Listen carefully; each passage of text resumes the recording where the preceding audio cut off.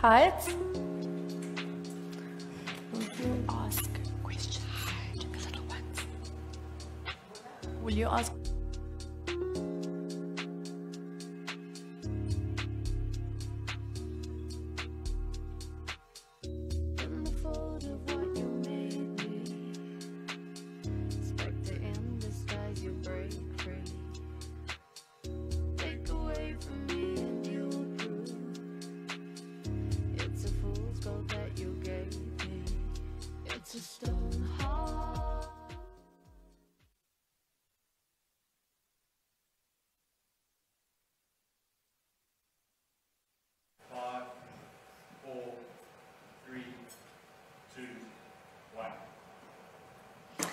Good morning, everyone. Thank you so much for joining us as we celebrate another Rare Disease Day.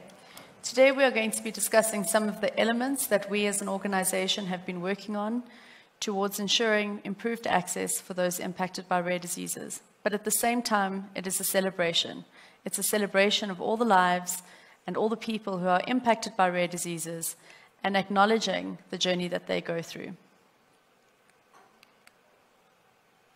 We would like to welcome all the press and media that are joining us online, as well as all the participants. We encourage questions. We will be taking questions via the Q&A platform, as well as via the chat. So we really would like to use this as a forum to learn, better understand, and encourage engagement.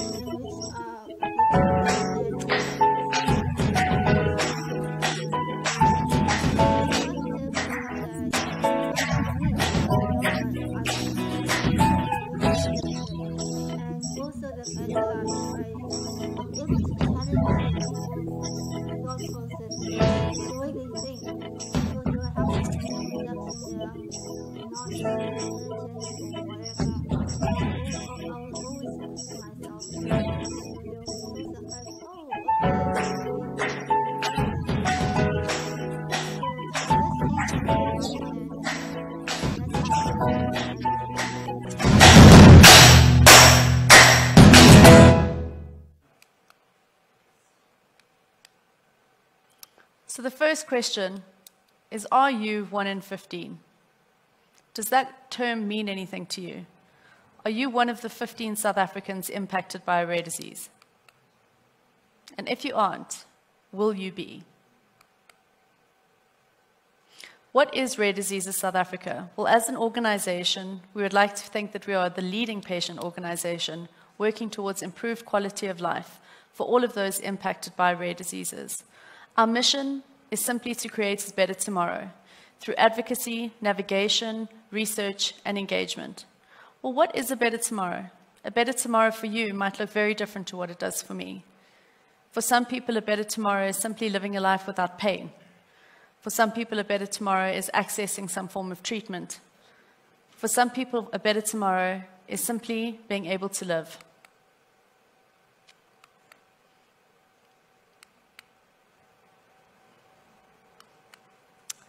So the context of rare diseases in the South African landscape, they are life-threatening, life-limiting, and chronically debilitating.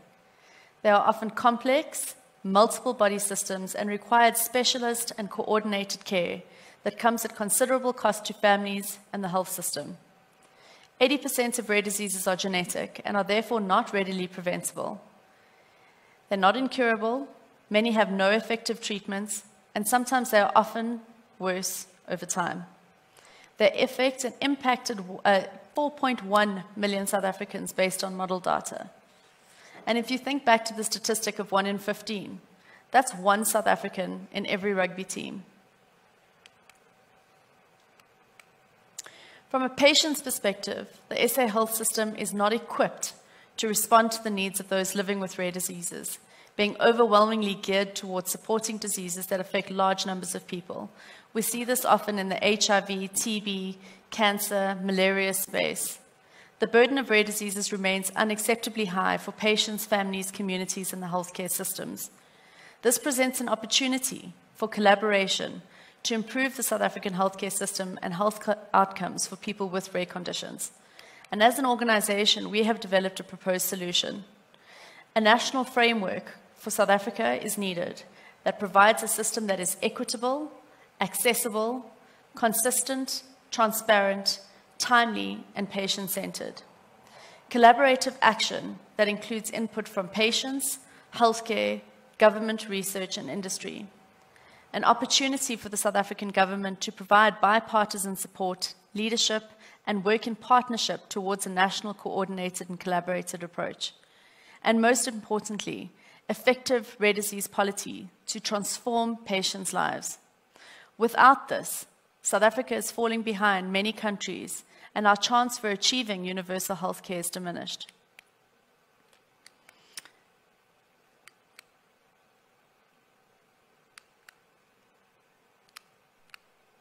So our call to action is simple.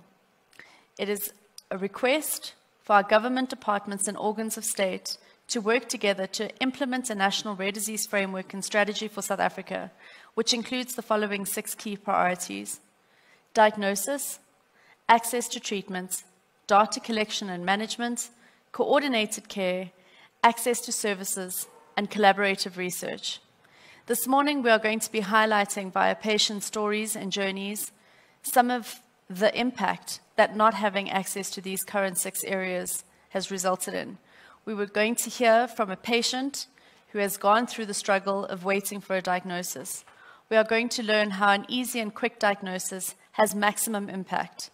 We are going to hear how not having a coordinated care approach has a negative impact on a patient's life. We will learn to understand what access to services and collaborative research means. And we will also hear from the youngest of the patients simply what it's like to live in a world where rare diseases are not necessarily recognized and what improved recognition means.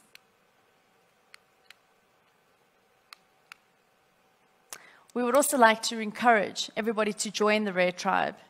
Your voice will not only help us raise the much-needed awareness, but we invite you to be part of the fun. In the South African context, we spend hours trying to save rhinos. We spend millions of rands trying to protect and preserve everything that is rare in our country.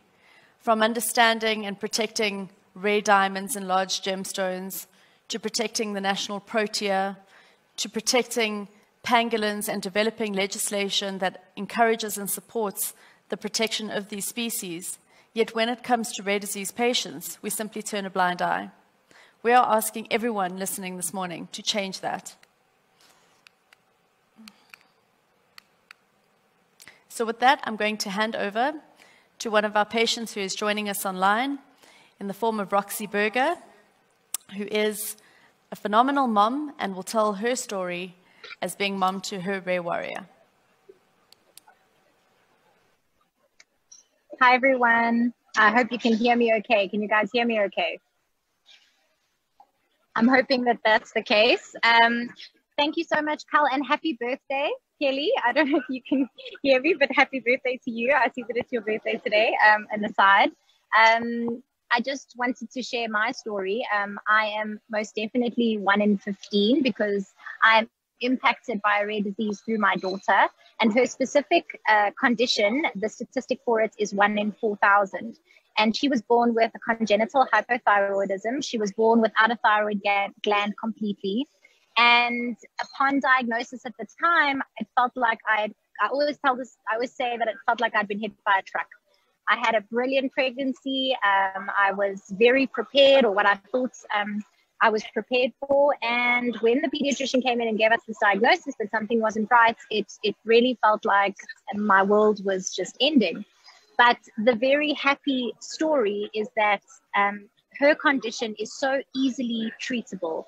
And I have to also add that the one thing about congenital hypothyroidism is that it's picked up through the newborn screening.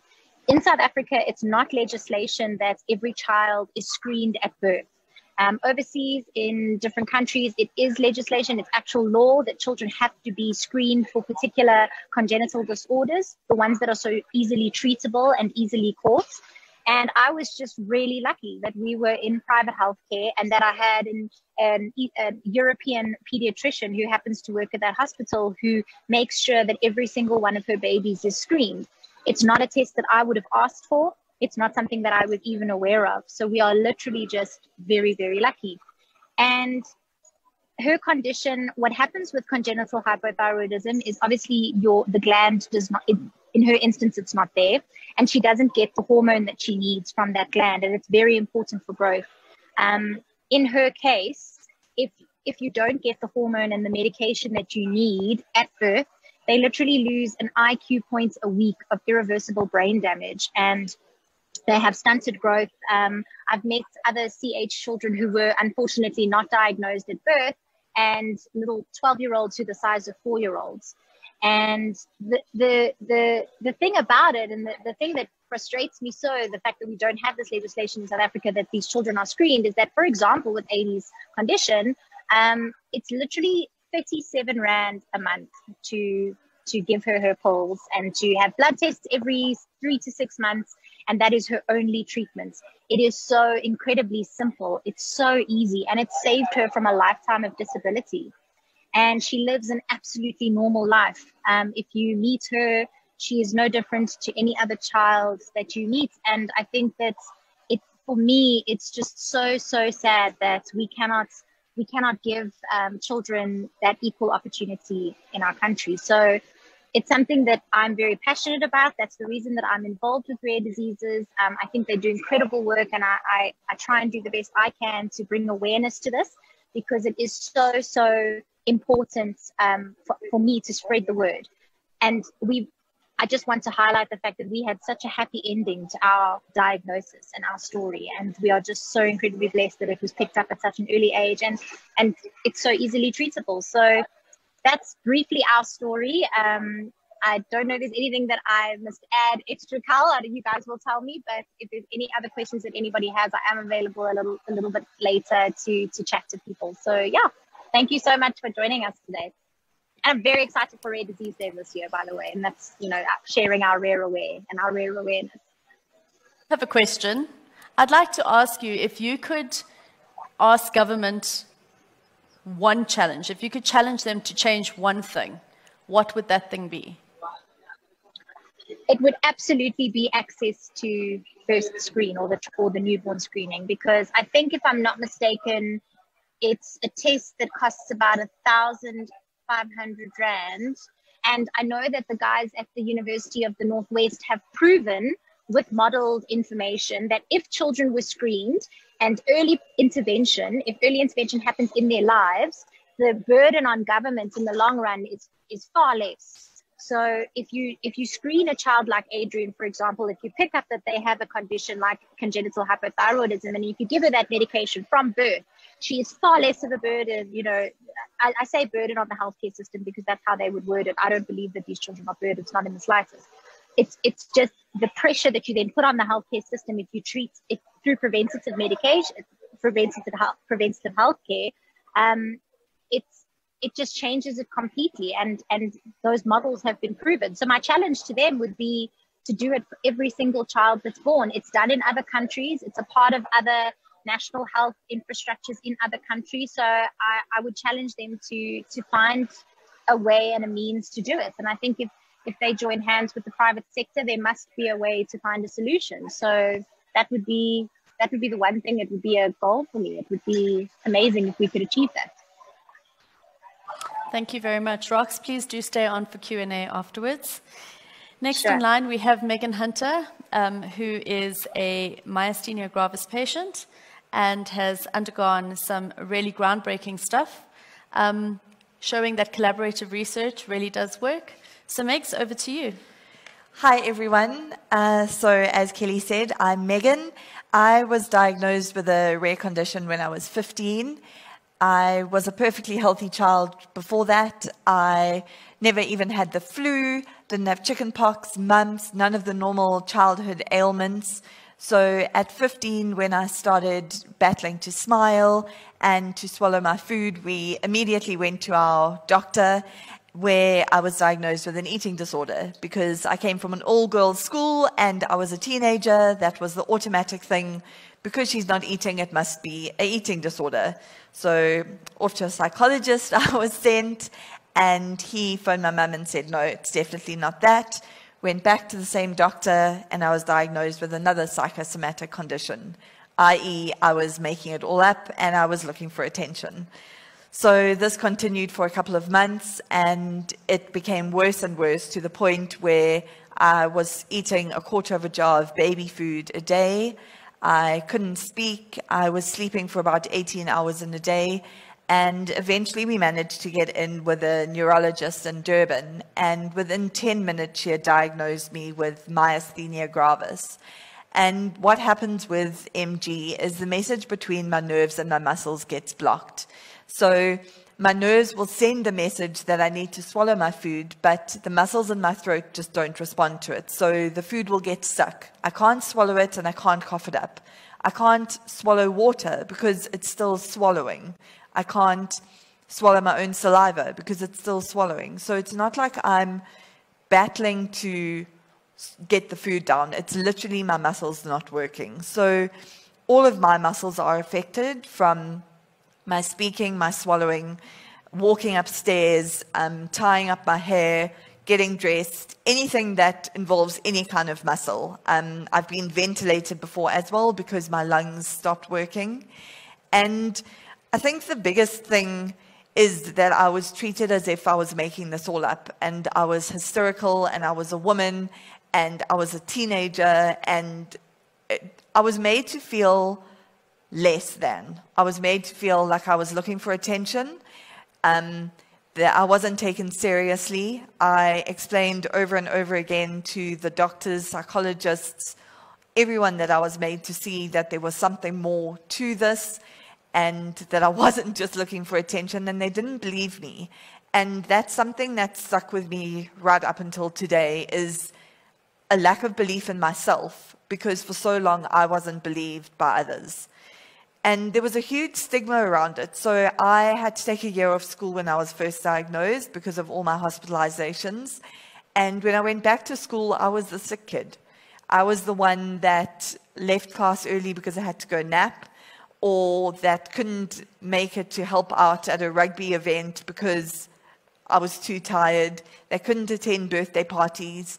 And I was always that sick one. And that's also carried through with me, that am I the burden? Am I the one that cost my family more money, that they've had to fundraise more for, or that has caused my mum more grey hairs because of trying to get a medication or to get doctors to believe me? And it's a scary thought as a 15-year-old, and I mean they're younger rare warriors, to carry around belief that you're a burden, that you don't matter, or that you're making this all up is awful. And it's taken years of therapy to work through that, and to actually look at myself in the mirror and not think that I'm that terrible. But the biggest thing that I want to say is, we actually had an interview with some rare warriors recently, and he said, it's okay to ask for help. It doesn't show that you're weak. And I think that rare warriors are the strongest people that there are in the world, because it's not just their disease that they're fighting. It's the stigma. It's their self-belief. It's the stares from other people. Like, before COVID came along, wearing a mask was seen as something weird. Or, I mean, I remember wearing one after a treatment, and people asked me if I thought that I was cool, and I was wearing it for, like, image. I was walking with a walking stick, and someone asked if I was just using it so I could park in the disabled parking. Like, I just don't understand how people think that they have the right to think that about other people when we are fighting every day just to live. And I think we need to be more aware of what other people are going through, the battles that they're fighting, and just choose to be kind to people. We don't know what they're going through, so just be kind. Megs, if I could ask you, what would be your one request to government and healthcare? To recognize rare diseases. So you know the battle with my treatments. I have been through every treatment available for myasthenia, and I was pretty much end of life. And the only available treatment was a stem cell transplant, which had never been done in South Africa for my condition. And medical aid wouldn't fund it because it isn't available here. So we had to personally fundraise. So what about those people that can't, or that don't have the network? And medical aid doesn't cover it because it's not recognized. And so many of our rare conditions aren't recognized by medical aid. So our patients aren't getting the opportunity to actually live because they don't exist. So I know during that process, it was deemed that your treatment was too experimental to be warranted. Knowing that you had a lifeline and being told that you couldn't have it because, I mean, when it's your only shot, you're happy for an experiment, right? Yeah. So knowing that it was your only lifeline and being told that you couldn't have it, how did that make you feel? It broke me because I thought that was it, like they had given up on me, and I didn't see a way out of it because I didn't know that I could fundraise that amount of money in that amount of time. I mean, the doctors had literally said to me I had months left, if that, and we had no other way of getting that treatment because it was experimental. We couldn't afford a plane ticket to go over to America where it is available and to stay there, and we didn't know if I would make that long trip. So I just felt like I'd been left in the dark, and I knew that there was a light there, but I didn't have a way of actually getting there. And if you could go back to the people who evaluated your case then and show them what you are now that you managed to fund the treatment, get it, and have survived, like, what would you say? What would you say to them? Look at me. Like, I would just want to, like, I'm a person. I'm not just a number that you look at on the medical aid form and that you can just write off. I'm a person. I'm a wife. I'm a sister. I'm a daughter. I'm a friend. I'm an advocate for other rare disease patients. And you are just going to say, no, sorry, go to that corner and die. And I want to say, like, I've still got so much in me, and there's so much that I want to do and that I want to change. And they were just willing to give up on me. And I literally want to go there and be like, actually, look, like, I'm here without you. But I don't want that to be the journey that other patients have to go through, because it's awful. Agreed. So now we're going to hand over to a very personal, and this is the first time we've done something like this with him and her. So those who are not aware, Rare Diseases was founded really from personal need at the diagnosis of my own son with a rare condition. And he is joining us today to tell his story. So I'm going to hand over to him, and then afterwards we're going to hear from his sister, because rare diseases don't just impact the patient. They impact the entire ecosystem, the entire household, from grandparents through to sometimes even pets, who are not able to stay with the patient or are brought into the world specifically as a comfort to the patient. So really, rare diseases do not only impact that one individual. And I'm hoping that John and Jordan will be able to give us a perspective from their side. So please bear with us. Like I said, that this is the first time hearing it from them. And I'm hoping that I don't get too emotional. And I may ask some people in the audience to assist with asking questions to try give some guidance. So Jean, tell us a little bit about it. What do you mean? So tell us about, firstly, what is your condition? My condition is Pompe, what means that my bones or muscles can't take down sugar properly. And what does it feel like for you to know that you have this condition and that you are going to live with it forever? It makes me feel special, actually. Well, that's very happy. That makes my heart very happy. And Johnny, tell me, you know, you've obviously had some very scary moments in your life, and you've had some very brave moments, and you've had to be brave a lot of times. Mm-hmm. If you could tell somebody, another little child who was diagnosed this morning, somebody got a diagnosis, and that child was told that they were going to have a life with a rare disease, what would your advice to them be? My advice would be that you can do it. You can do anything that you put your mind to. Well done. Johnny, you are a superstar. I'm not sure if anyone wants to ask anything because I'm... Johnny, what do you think makes you so strong? How do you think that you've managed to make it through being a rare warrior? Well, definitely my mom, dad, and sister. They make you strong. And tell me about your medicine that you get. How often do you get your medicine? Every 2 weeks. And do you take medicine every day as well? Just your drip every 2 weeks. And can you show us where it goes into? Oh, I'm making you get undressed.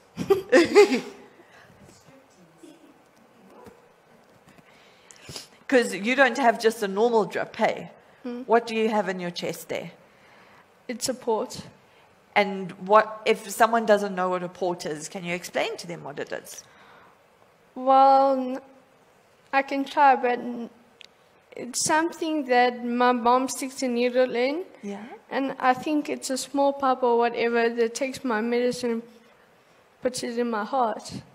So you had an operation to put the port into you, hey? Yes. And is it horrible having a port, or you don't even think about it? Really doesn't bother me, actually. Because it's just there, hey? So if someone was going to, if their child was going to have a port put in and they're scared about it, what would you tell them? Everything will be okay. And once it's healed over the cut, then it's fine. You don't even know it's there. It's just cool. And what do you want people who don't have a rare disease to know about those people that do have a rare disease? Well, one thing I would ask them not to do is not judge them. And one thing I would ask them to do is support them. And are you okay with people asking you questions? Like if they see your port and they don't know what it is it okay if they say to you, what's that? So it's okay. Fine. It's not a bad thing to ask questions. It doesn't bother me. Okay. Johnny, do you know how much your medication is? What do you mean, how much? What it costs? 47 million. Estimation. So that's not far off. For you, like, is there anything that you feel that you shouldn't be able to have, or that someone should say to you, is there a limit for you on what potential someone should define you by? What do you mean by that? So like if someone said to you, you know, like sometimes mom will say to you, you can't have that John at the shops, it's too expensive. Yeah. If someone told you that you couldn't have your treatment because it was too expensive, Yes. how would that make you feel? Normally I feel sad. Yeah. So do you want mom to tell you how much your medicine does cost? Yes. No. I don't want you to have to stress about it, but I do want you to know that that's one of the reasons that we sit here today, is to make all those patients that have been told that they can't have it because it's too expensive, and to challenge our government to say that these are lives that you're investing in, and don't put a limit on what should be deemed too expensive. Too expensive is relative based on the situation. I might think an Aston Martin is too expensive, but yet there are people in the world who have those and can afford them. But I don't think it's fair to put a limit on someone's health. And Johnny, what do you love to do beside, like, you more than just Pompey? So what other things do you love to do, and what make you you? I love to play sports. Yeah. Um, And does your medicine help you to play sport better? Like, does it give you more energy so you can do those things? I'm not sure. How do, I'm not sure.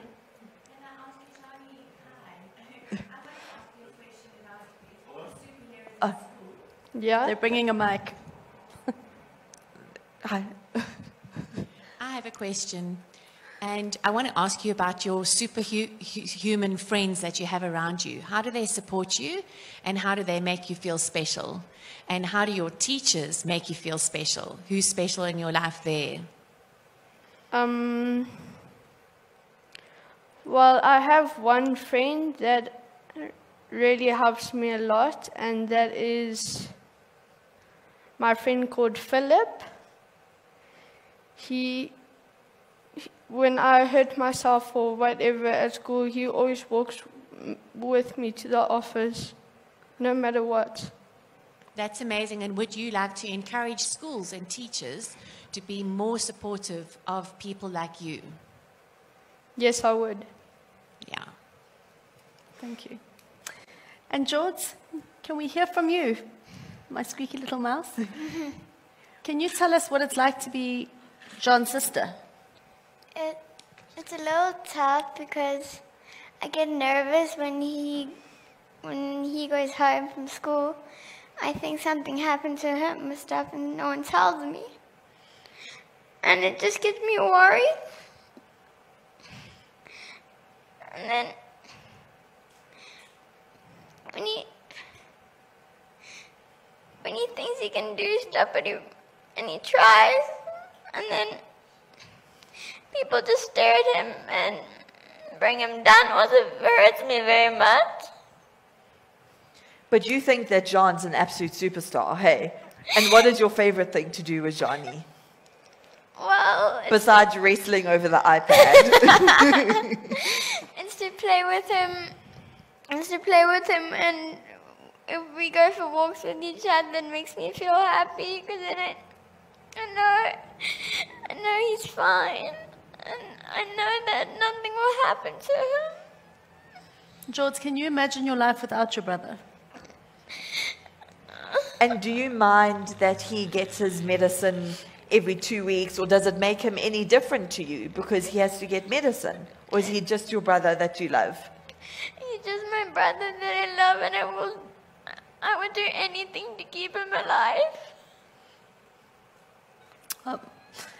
And Mahan, do you feel like has there been any things that you feel like you've had to sacrifice and give up? And are you comfortable knowing that you've done that for your brother? All I know is when I have to give up is when he has his medicine every 2 weeks. I have to give up knowing that I can't play with him for another 4 to 6 hours, and we can't spend time with each other. So that's why I have to keep myself entertained. And then it's not very nice being alone, and I can't imagine what I will be with like an only child. And what would you say to other brothers and sisters of patients that have a rare disease? Your sibling will just keep fighting. You must fight for him, and then you must love each other no matter what, because something bad could happen randomly. You must love them with all your heart no matter what. And are you going to learn how to give Johnny his medicine? I am. No, thank you. Well, I'm going to have to teach your wife someday. That's fine. So not your sister, but your wife one day. You've known me for 10 years and you still don't trust me. And how would, Pretty much. if someone asked about your brother and what's wrong with him, how do you describe what's wrong? Usually, they go to him and not me. Yeah? And then, if they do come to me, they usually just complain about him, like, why isn't he not normal and stuff? And then all I say is that he's a fighter and he's trying his best. Because he is. He's like a real-life superhero, hey? George, Johnny, if you guys could ask the president, Mr. Cyril Ramaphosa, anything, what would it be? To take Corona back, there's nothing left. There's nothing left. And you, Johnny? Me, I would probably stop world hunger. Fair enough. World hunger. Okay. So, having said all of this, I think what's clear today is that investment is needed. These patients are worth it, and we encourage everyone to get involved. Getting involved in something like this isn't about, it might not impact you today. There was a time in my life where rare diseases were not a thing for me. It was the same for Megan, it was the same for Jean, it was the same for Jordan. There's been a time in everyone's world where rare diseases didn't happen, it didn't matter. And in a flip of a switch, all of a sudden it becomes your everything. And we would like to engage with the media, we would like to engage with government, we would like to engage with stakeholders, we'd like to engage with the public, because without the public support, we are never going to get to a point where rare diseases become a priority. And we want to get to the point where we know with absolute certainty that if you get diagnosed tomorrow, there will be something for you on the other side of that diagnosis. So having said that, I think we will open for Q&A, and we will be relying on those who are online to provide us with feedback, and Natasha will be facilitating those questions. So the first question we've got, what is the one thing people misunderstand about your rare disease? And if we can just ask that to Megan. I think the biggest misconception is that, like, people look at me and they don't necessarily know that I'm sick. So it is that I'm putting it on, or that it's affected my brain and I'm stupid. Because when I was battling to speak, I used to slur my words a lot, so people would either think I was drunk or I was stupid. And yeah. Thank you, Megan. The next question goes to Kelly. How does it impact your life?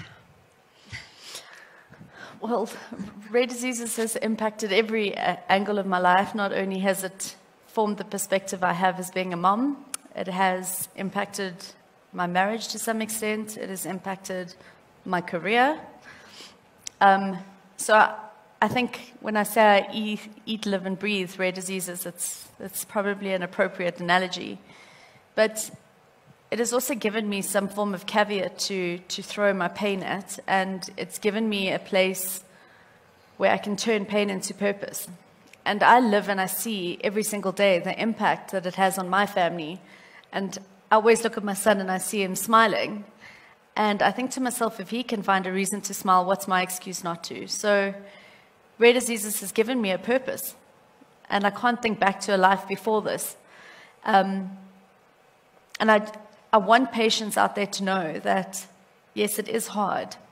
And I sometimes go through the same struggles that they're phoning me for assistance with. And I feel the same level of despair and desperation. But I want them to know that I'm still in the trenches and I'm engaged, and I'll do whatever I can to make sure that it's better for them. Thank you, Kelly. That's another one for you. How does Rare Diseases SA advocate for rare patients? So advocacy is a complicated process, and I think one of the big frustrations is that it's deemed to be an immediate thing. So I think that there's a perception from a newly diagnosed patient's perspective, and I can completely get it, and I have absolute sensitivity to the urgency and desperation that comes with having been newly diagnosed or needing to access something and knowing your life's hanging in the balance. But unfortunately, advocacy is the slow wheels of continuous knocking on doors and continuous breaking down of barriers. So if you look at the South African context, advocacy is a relatively new thing.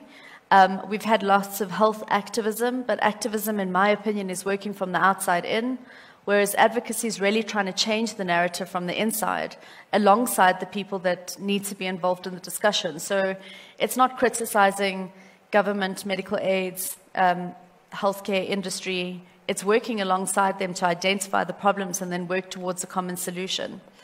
So advocacy is really breaking down those barriers. And this framework that we've now developed and have had consensus on and will now be ready to take forward to governments is years and years in the making. It's a conversation that gets had today might only have an impact on a patient 10 years from now.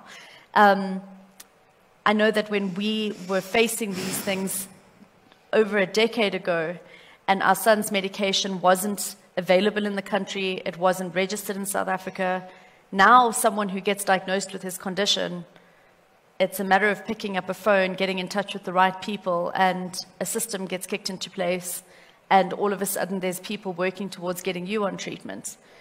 And that's really what advocacy is. It's that slow, continued process.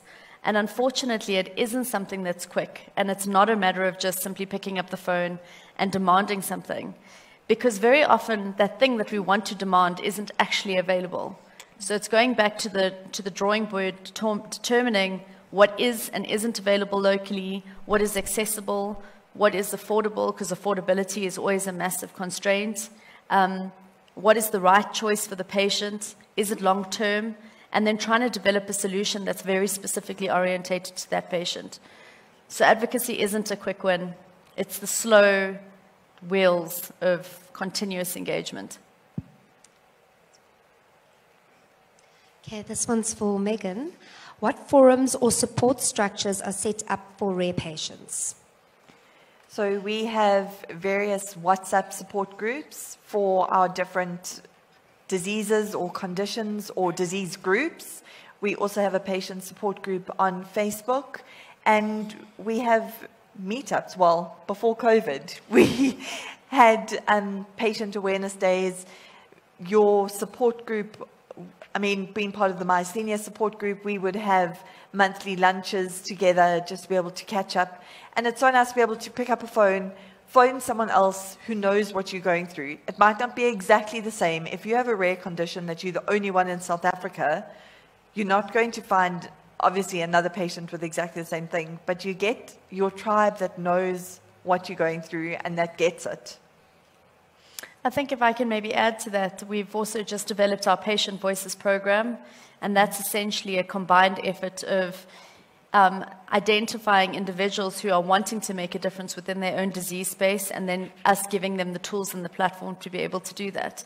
So it's a group of individuals who also haven't thought of advocacy as a career path, but want to do more, and utilizing that energy to benefit the larger group of patients. Okay, and then this one's for Kelly. How does pharma support you, and how can corporate SA get involved more? So pharma and government are a complex thing. This is the conundrum that we always face. So we're a charity, and as being a non-profit, I would like to say that we'll take money from virtually anywhere. But at the same time, there's a very, very fine line from a pharma perspective as well as from a government perspective, whereby we always want to be able to hold them accountable. And it's difficult to do that if you feel, that they are your sole bread and butter, for a lack of a better analogy. So we like to consider government and pharma as industry partners. We'd like to know that we're both working from our individual forums and filters towards a common objective and finding common solutions.